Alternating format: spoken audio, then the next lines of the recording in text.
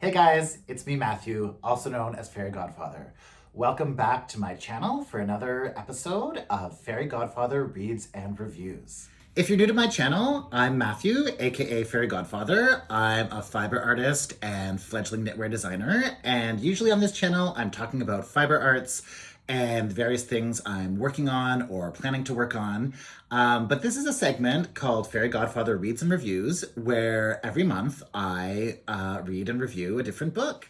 I'm trying to alternate between a knitting book and a non-knitting book. In April, I did The Power of Knitting, and I will link to that video here if you missed it. This is a non-knitting month, and I will be doing End of Story by A.J. Finn. This is a novel that I picked up in the airport when I was traveling out west to visit my brother, which some of you know I did recently. And I have to say, I love a good airport read. I love buying like a thriller or a horror novel or a mystery in the airport, starting it before boarding when I'm just sitting around, and then getting really into it on the flight. It's nice to sometimes have a break from looking at our screens or always having something in your ears. Sometimes it's hard in those little seats, and sometimes you can't beat holding a physical book and just having something to read and turn the pages of as you're flying. It was also a fun book for while I was out there. A lot of us in the summer are looking for what is sometimes referred to as beach reads, meaning something you can read on vacation, pick up on the beach while you're lying in the sun, and it's not too involved. It's not going to ask too much of you, that it isn't going to be sort of like relaxing and fun and something you can like pick up or put down as you're feeling. And I would definitely say End of Story is in that fun thriller genre. I was unfamiliar with this writer, A.J. Finn, even though, as it says here, he is the author of The Woman in the Window, which was a very famous book and then film with Amy Adams. He is just a snack, which also made it kind of fun. And the book is set in San Francisco, which is a city I was going to say only visited once. I think I've actually been there twice, but the trips were close together and I loved it both times. And it's a city I would very much love to go back to. And of course, it has a special place in the hearts of many queer people. And this being Pride Month, it was especially fun to read something that was set in that city.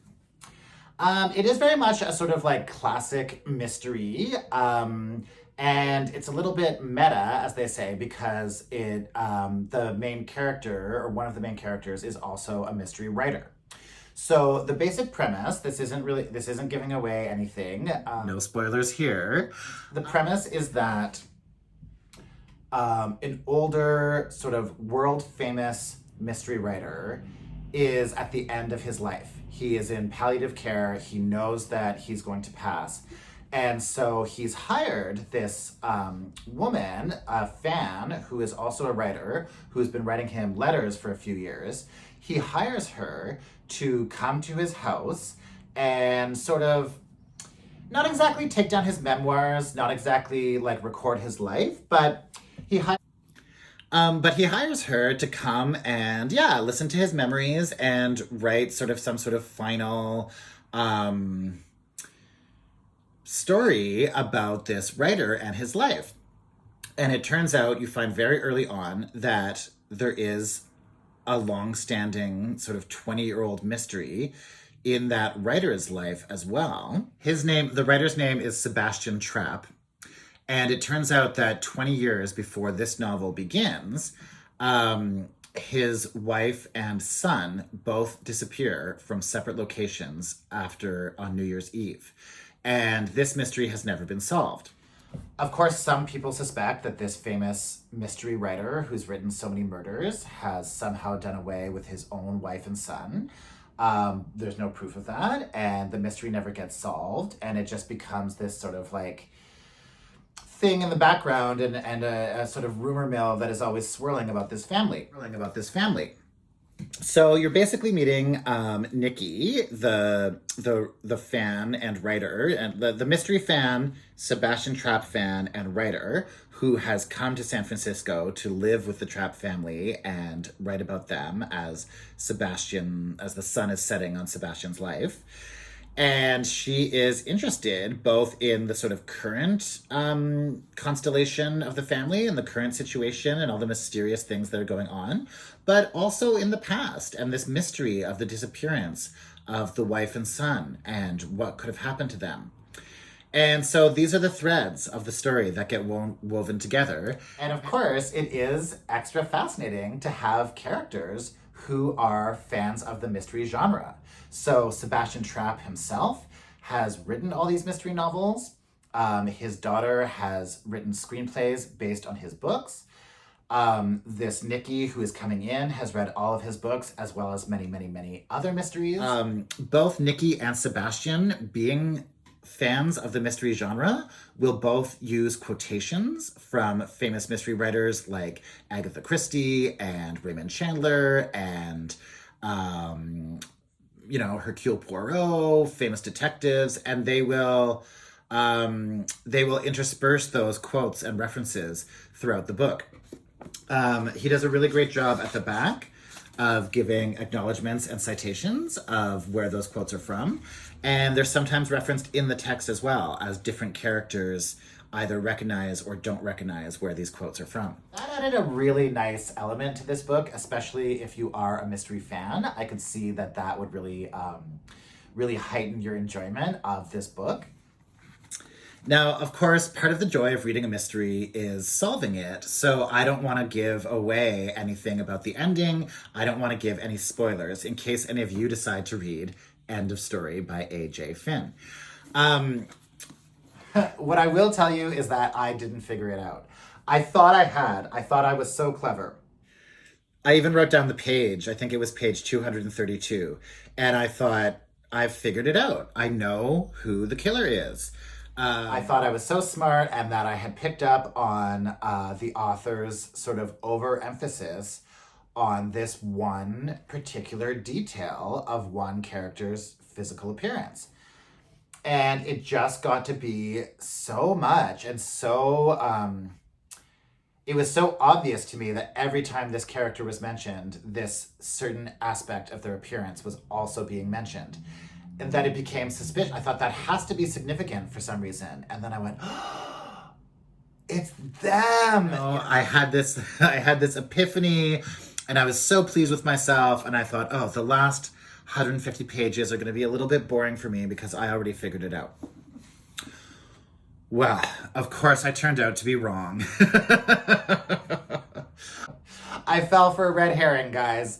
And, I can tell that you're supposed to, like it was an intentional red herring. And in fact, one of the other main characters also suspects the character that I suspected. So that made me feel a little bit better about myself, that someone even in the story also had this same suspicion and was also sort of duped by the same figure. But I was ultimately wrong about who the killer was. So I can't say too much more without giving anything away. So I will just say that I was genuinely surprised. I didn't see this particular plot twist coming at the end. And right up to the final pages where you know things are going to have to be resolved and revealed, I was still sort of either thinking of this wrong character or just not knowing at all what could possibly be going on. So that is very exciting. That's what I am looking for in a mystery or a thriller. So that element was super fun. The book is very readable, I have to say. I read a bunch of it on the flight, as I said, before and during the flight. Then I dipped into it while I was staying with my brother, and then I just inhaled it on the flight home. So it was really fun that way. It was fun to kind of bookend my trip with reading it. I will definitely be keeping AJ Finn in mind and looking for his future titles. I will also probably go back and read The Woman in the Window because I enjoyed this one so much. I'm trying to think if there's anything else I need to tell you about this book, and nothing else is really coming to mind.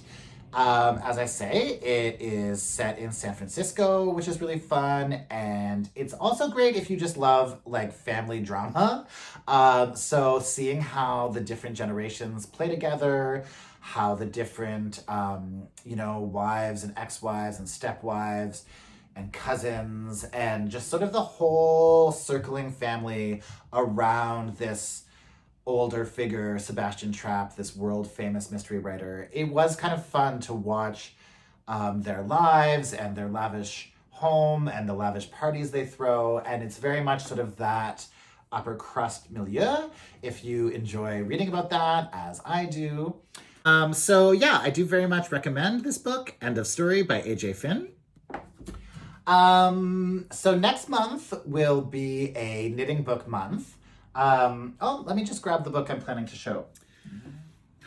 Next month, I will be reviewing Unraveling Canada, a knitting odyssey, which is about, I'll leave it for next week, but I'm excited because Canada is my country, obviously, and I've had this book on my shelf for a while, and I'm excited to read it. So this review will be coming out at the end of this month, on the last day of June.